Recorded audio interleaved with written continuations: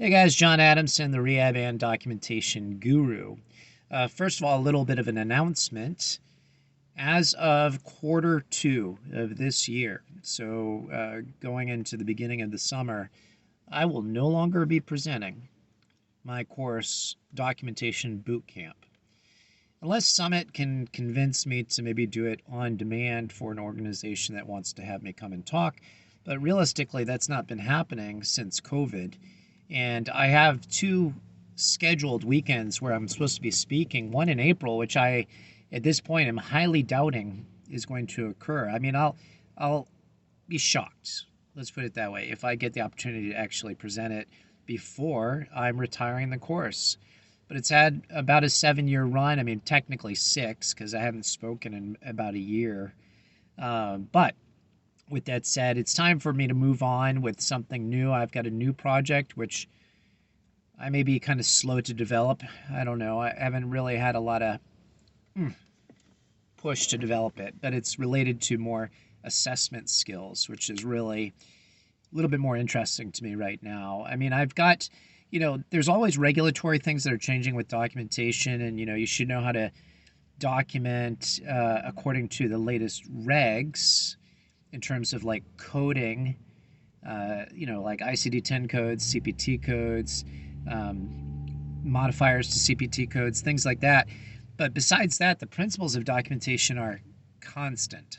I mean, they just don't change because they are timeless principles in good quality documentation. So I'm getting a little bored, frankly, of that subject. And there are plenty of good courses out there that deal with like up-to-date coding and billing and whatnot that people will get plenty from.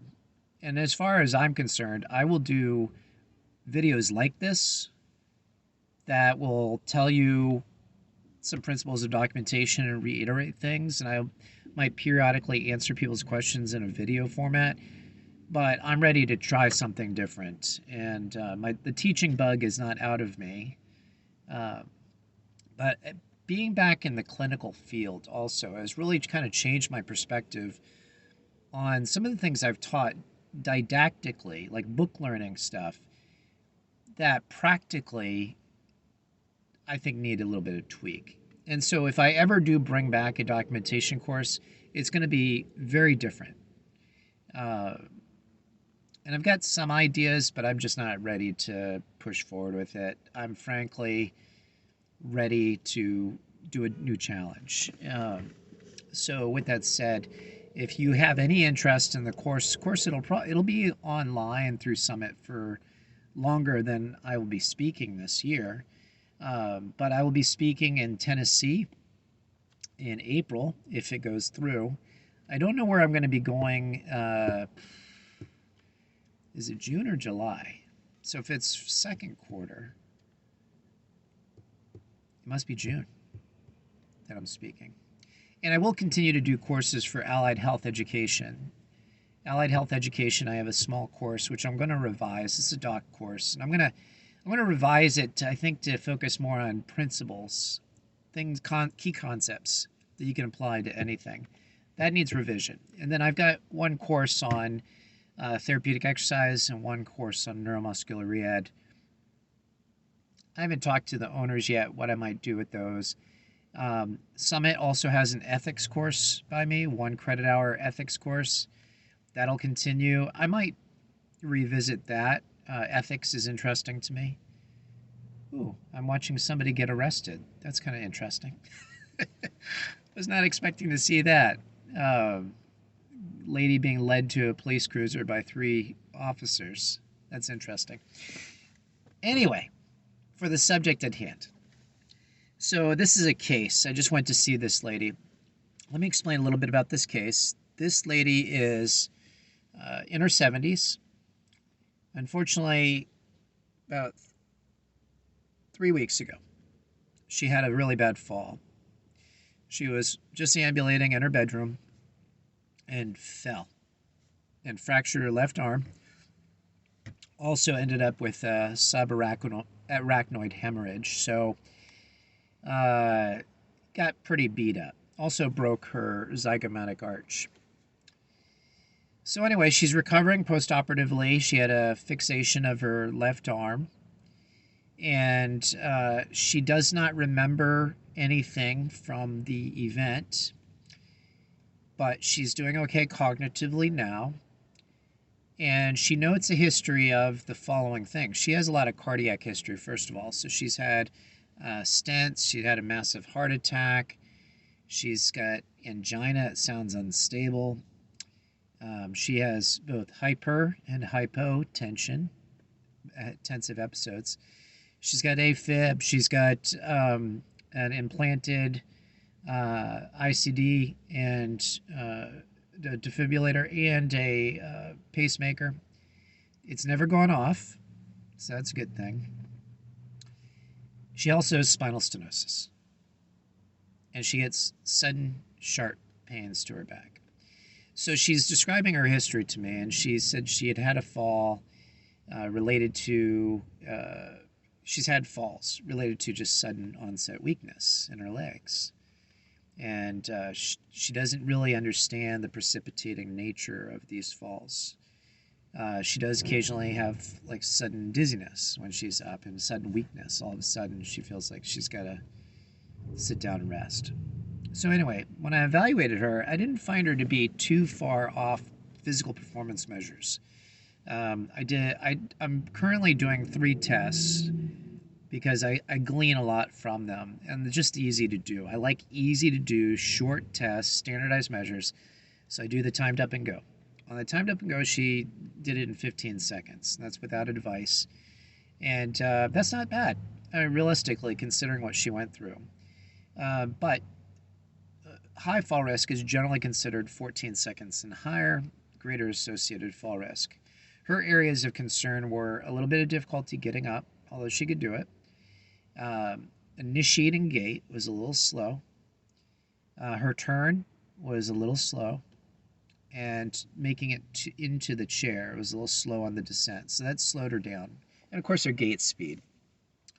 Her Tenetti was 22 out of 28. What was mostly impacted for her was a little bit on the balance side more than the gait side. And then I did also a 30-second chair rise test on her, and she did 7. And in her age bracket, normative is considered 10 or more. So I know she's got a little functional weakness. She's a little slow with her gait. She had a couple little minor missteps. But on the balance testing, balance screening, didn't really see like too terrible concerns. Like she was a little unsteady with the eyes closed. We call that the Romberg, right? Romberg by itself is not a good test, by the way. But it's one way to really quickly screen, okay, if we take away the eyes, how does her inner ear and her somatosensation communicate? I suspect she's got a somatosensory issue because looking at her feet, because of her extensive cardiac history, I expected to see peripheral issues too, and lo and behold, she definitely has some signs that she's got peripheral vascular disease. So I'm going to guess her somatosensation is also reduced. But her feet weren't in terrible shape, and I could feel pulses. But that doesn't tell you everything. Just feeling a pulse doesn't tell you everything. It's by itself, it's not a very good assessment.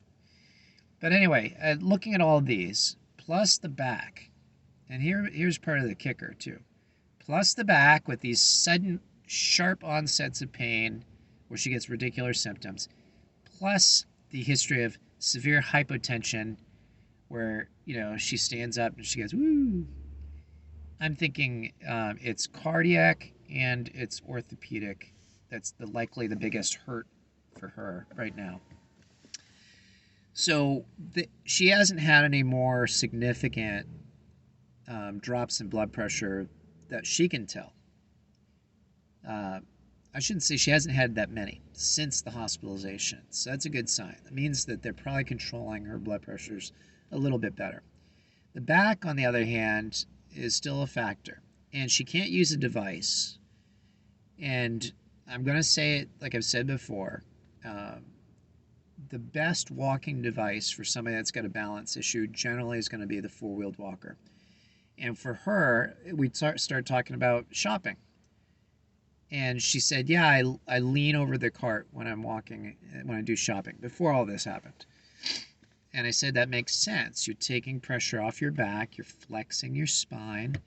That's going to reduce your symptoms, radicular symptoms. I didn't say it like that to her, but it's going to reduce your symptoms into your legs and make you stronger. So I want her on a four-wheeled walker, but she can't use one right now because of her arm.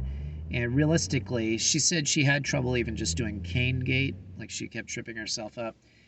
Even if we could get a platform for her four-wheeled walker, I don't think she'd use it. And certainly she's not going to use a platformed front-wheeled walker. So I just told them, you have to walk with somebody at all times right now, because she's just another fall waiting to happen.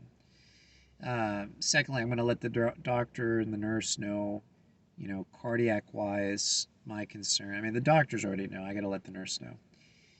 And I'm going to address her core stability. I'm going to give her a home program to deal with strengthening of her, especially her abdominals, to support her low back, because she's obviously, whenever she gets hyperlordotic because of her weak abdominals, and she's a little heavy, that's going to cause those radicular symptoms to kick in, and that's going to possibly drop her right down. So anyway, that's how I'm approaching this particular lady. And anyway, a little bit of a case study, just systematically thinking through what's going on with your patient, what might be creating the falls to begin with, and then you got to decide, what can I do as a therapist that's in my realm, or what do I need medical professionals to look at a little bit more closely so that my job will be more effective.